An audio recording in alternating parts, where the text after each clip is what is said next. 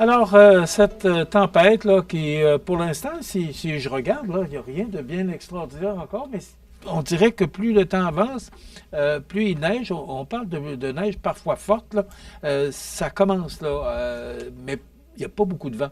C'est ce qui fait là, que, pour l'instant, la neige devient de plus en plus abondante. À cet effet, là, pas besoin de vous dire que tous les établissements primaires, secondaires, de formation professionnelle et d'éducation aux adultes du Centre des services scolaires de la Côte-du-Sud sont fermés pour la journée, incluant les services de garde et le centre administratif. Et ça, ben, moi, je les salue. On fait ça de bonne heure par mesure de prudence. Donc, en raison de cette fermeture, la journée du lundi 17 février deviendra une journée de classe. Probablement qu'il y avait une journée pédagogique de prévue pour le 17 février. Donc, on transforme ça en journée de classe pour reprendre cette journée parce qu'on est tout près de la semaine de relâche. Là, probablement qu'on est en examen. Là. Puis aussi, bien, il en est de même là, pour les établissements du centre de services scolaires Kamouraska, Rivière-du-Loup. Voilà. Maintenant, dans l'actualité, les musées de la région de Lillet qui protestent contre la modification des dimanches gratuits. Marie-Claude Gamache, qui est directrice du Musée maritime du Québec à Lillet, qui viendra nous en parler. Pas la semaine prochaine, dans l'autre semaine. La semaine prochaine, c'est déjà plein. Mais des fois, j'ai de la misère à comprendre, là. J'ai l'impression des fois que le gouvernement ne coupe pas aux bonnes places. Moi, les trois musées agréés de la région de l'Île expriment leur mécontentement face à la décision du gouvernement provincial de modifier l'initiative populaire des premiers dimanches du mois gratuit. Bon, moi, je n'étais pas au courant de ça, mais je trouve tellement que c'est une belle initiative pour inciter les gens euh, à se rendre au musée, à aller voir les musées, à inciter et à habituer les jeunes à nos musées. Puis il y a tellement de belles choses à voir au Québec, particulièrement au Québec, mais au Canada aussi. Puis, moi, je trouvais tellement que c'est une belle initiative. Mais là, on dit que à partir du 2 mars, seuls les jeunes de 19 ans et moins auront désormais droit à l'entrée gratuite, mesure qui touche durablement les familles et remet en question l'objectif de démocratisation des musées. Je serais surpris de voir combien le gouvernement économise en faisant ça. Il y a tellement d'argent qui se dépense, j'ai dit dépense, dans toutes sortes de choses. Et là, on enlève ça. Marie-Claude Gamache viendra nous éclairer là-dessus, là, mais il y a des fois, j'ai de la difficulté à comprendre. Oui, quand on fait des économies de millions de dollars, et j'espère que le gouvernement va en faire de plus en plus. Vous savez, on a un déficit de 11 milliards de dollars quand même, là. Et là, ben, on apprend qu'il y a des mises à pied, là, le CI3S, là, qui nous a appris récemment qu'il y avait 130 mises à pied dans le Chaudière-Appalaches, dans la santé. Il me semble que c'est pas là qu'il faudrait couper. Mais écoutez, moi, je ne suis pas dans les bureaux, puis je ne peux pas juger. Et je ne le ferai pas non plus parce que je respecte le travail que ces gens-là font. Mais quand même, des fois, l'administrateur, on regarde l'état des résultats du gouvernement, puis là, on dit, oups, ouais, là, il y a de l'argent qui se gaspille, là. Il faudrait peut-être voir avec le ministère de M. Joe Hicks, là, voir qu'est-ce qu'on peut faire avec ça, puis voir est-ce qu'on peut diminuer ou faire autrement.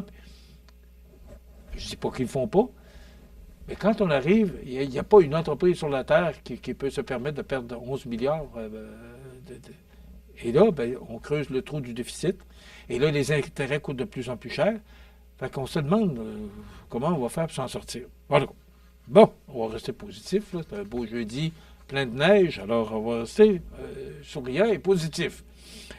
Parlant de positivisme, le groupe automobile Fréchette-Thibault, qui accentue son engagement communautaire en procédant à un don de 20 000 à la Maison de laine de Montmagny. Ben, bravo à Francis Fréchette et à toute son équipe. 20 000 quand même, c'est de l'argent. Et c'est pour une bonne cause. On sait que cet établissement offre des soins palliatifs adaptés et gratuits dans un cadre respectueux et apaisant et qui joue un rôle essentiel dans l'accompagnement des personnes en fin de vie et de leurs proches. Donc, la Maison d'Hélène est une institution qui fait partie de notre vie maintenant.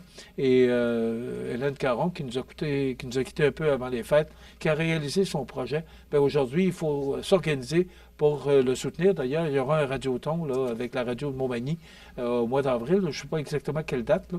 Alors, il faut soutenir la Maison d'Hélène, parce que c'est tellement important chez nous. Il y a, à un moment donné, attendez un petit peu, il y a une place où on dit, où on qualifie là, cette organisation, cette maison-là, comme faisant partie de notre vie, de notre quotidien, de notre communauté.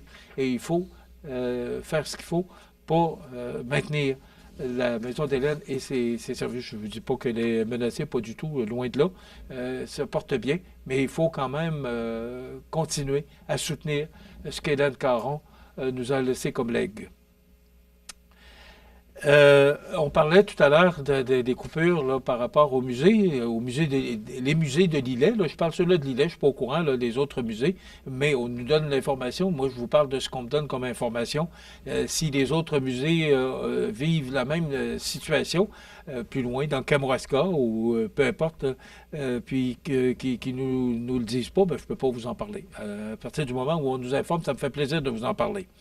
Mais là, il y avait 27 organismes qui étaient réunis lundi, le 10 février dernier, avec le député Côte-du-Sud pour faire part de leurs soucis, de leurs problèmes. Bon, c'est toujours le problème d'argent. C'est toujours ça. Et ça revient toujours à ça, parce que les coûts sont de plus en plus exorbitants. Puis les subventions, ce qu'on donne comme argent pour ces organismes-là, ben, ça augmente comme ça. Puis les dépenses augmentent de ça. Alors, à un moment donné, il y a un manque à gagner.